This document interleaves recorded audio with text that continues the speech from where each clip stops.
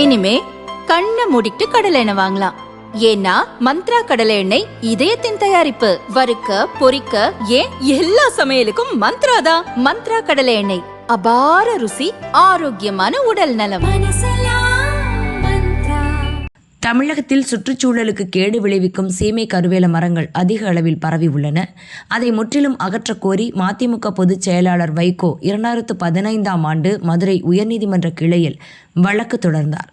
இறுதியாக இந்த வழக்கை விசாரித்த நீதிபதிகள் சதீஷ்குமார், பரத சக்கரவர்த்தி சீமை கருவேல மரங்களை முற்றிலும் அகற்றுவது தொடர்பாக 39 உத்தரவுகளை பிறப்பித்துள்ளனர். அரசு ஒரு திட்டத்தை உருவாக்கி தமிழகம் முழுவதும் சீமை கருவேல மரங்களை அகற்ற வேண்டும்.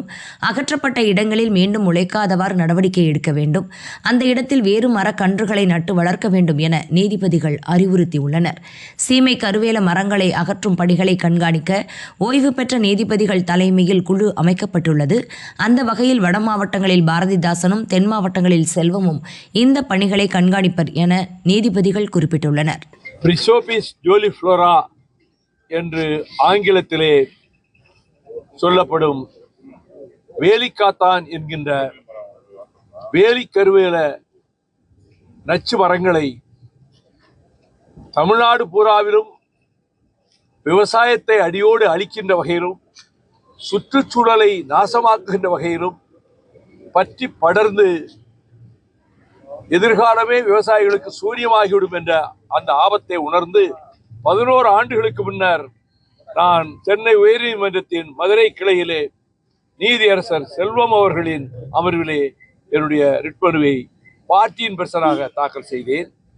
ஜஸ்டிஸ் செல்வம் அவர்கள் மிகுந்த அக்கறை எடுத்து இது தமிழ்நாட்டிலிருந்து முற்றிலுமாக அகற்றப்பட வேண்டியது என்று அவர் ஆணை பிறப்பிக்கிற போதே தமிழ்நாட்டில் உள்ள எல்லா மாவட்ட ஆட்சித்தலைவர்களும் நேரடியாக இதிலே ஈடுபட வேண்டும், வருவாய்த்துறை அதிகாரிகளை ஈடுபடுத்தி அதே போல எல்லா ஜுடிஷியல் ஆபீசர்ஸ், நீதியரசர்கள், நீதித்துறையில் உள்ளவர்கள் போய் மேற்பார்வை செய்ய வேண்டும், கண்காணிக்க வேண்டும் என்று சொன்னதோடு நீங்களே நேரடியாக உங்கள் கட்சியினுடைய தோழர்களை அழைத்துக் கொண்டு பொதுமக்களை அழைத்துக் கொண்டு நேரடியாக நீங்கள் ஈடுபட்டால் மற்றவர்களுக்கு அது ஊக்கமளிக்கும் என்றார்.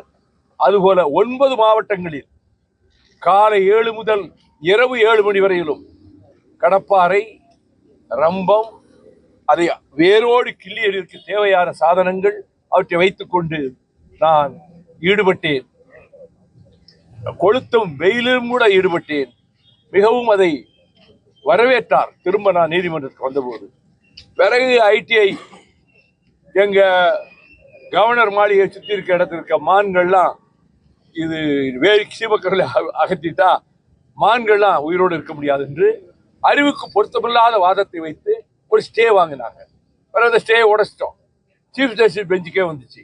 நான் தொடர்ந்து எல்லா அமர்வுகளையும் கலந்துக்கிட்டேன். இப்போ கடைசியாக நீதியரசர் சதீஷ்குமார், நீதியரசர் பரத சக்கரவர்த்தி அவர்கள் அமர்வில் வந்தது. கடந்த முறை ஏற்கனவே போடப்பட உத்தேசித்துள்ள ஆணைகளோடு என்னென்ன திட்டங்களை எல்லாம் அதை செயல்படுத்த வேண்டும் என்று சஜஷன்ஸ், என்னுடைய ஆலோசனைகளை கொடுத்தேன்.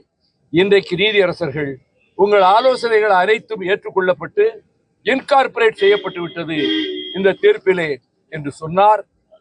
அந்த முழு ஆணையும் கைக்கு வர இருக்கிறது. நான் அவரிடம் சொன்னேன், மொத்த தமிழ்நாடும் நீதியரசர்களே உங்களுக்கு நன்றி கடன் பட்டிருக்கிறது, தமிழ்நாட்டு மக்கள் உங்களுக்கு நன்றி கடன் பட்டிருக்கிறார்கள். I myself will involve in this endeavor. என்னால் முடிந்த அளவுக்கு என்னோடு பலரையும் திரட்டி கொண்டு கிராமங்களுக்கு போய் இதை அகற்ற வேண்டும், அதில் ஈடுபடுவேன் என்று சொல்லியிருக்கேன். கேரளாவை நம்ம ஒரு எக்ஸாம்பிளா பின்பற்றலாம். அங்கே சீமக்கருவில் எங்கேயும் பார்க்க முடியாது. முளைக்கும் போதே தூர்ல இருந்து வேர்ல இருந்தே எடுத்து பிடிங்கி போட்டுருவாங்க அந்த ஸ்டேட். அதனால ஆறுகள், நதிகள், தண்ணீர் வெள்ளமா ஓடுறது மட்டும் இல்லை, இதை உள்ளே அவங்க பிரவேசிக்க விடலை. ஆனால் இங்கே 60ல கொண்டு வந்து இது விறகுக்கு பயன்படும் விதைச்சு, இப்போ யாரும் விறகுக்கு பயன்படுறது கிடையாது எந்த வீட்லையும். ஆனால் ஆடு மாடுகள் அங்கே போய் நிற்காது, சிறப்பிடிக்காது, பறவைகள் அதில் கூடு கட்டாது, முட்டையிடாது. இருக்கிற பிராணவாயெல்லாம் உறிஞ்சிட்டு கார்பன் டை ஆக்சைடு தான் அது வெளியிடும். 50 அடி 100 அடி ஆழத்துக்கு வேர்விடும். வேரோடு பிடுங்கி எறிந்தால் உடைய மேல்மட்டத்திலே வெட்டி போட்டால் ஒரு 20 நாளைக்குள்ள பழவெடி தழைச்சிரும். ஆகவே இதை முழுமையாக அனைவரும் ஈடுபட வேண்டும். இதிலே கட்சி எல்லாம் ஒண்ணும் கிடையாது. தமிழ்நாட்டு சுற்றுச்சூழலையும் விவசாயத்தையும் காப்பாற்றுவதற்கு அனைவரும் எல்லா துறைகளில் இருப்பவர்களும் ஜுடிஷியல் ஆபீசர் சொல்லி நூற்றுக்கணக்கான வழக்கறிஞர்கள் இதிலே ஈடுபட்டார்கள். இதை அகற்றுகிற பணியில் எல்லா மாவட்டங்களிலும் அதுபோல மீண்டும் ஒரு போர்க்கால நடவடிக்கையாக இதிலே தங்களை ஈடுபடுத்திக் கொள்ள அனைத்து தரப்பினரும், குறிப்பாக விவசாய பெருமக்களும் விவசாய தொழிலாளர்களும் தொழிலாளர் வர்க்கமும் தமிழ்நாடு பூராவிலும் இந்த வேலி கருவிலை அகற்றுவதற்கான அந்த தேவையான பணியில் தங்களை ஈடுபடுத்திக் கொள்ள வேண்டும் என்று தொலைக்காட்சி ஊடக நண்பர்கள், செய்தியாளர்கள், என்னுடைய அருமை நண்பர்கள் மூலமாக தமிழ்நாட்டு மக்களுக்கு இதில் அரசியல் கிடையாது, ஜாதி மதம் கட்சி எதுவும் கிடையாது.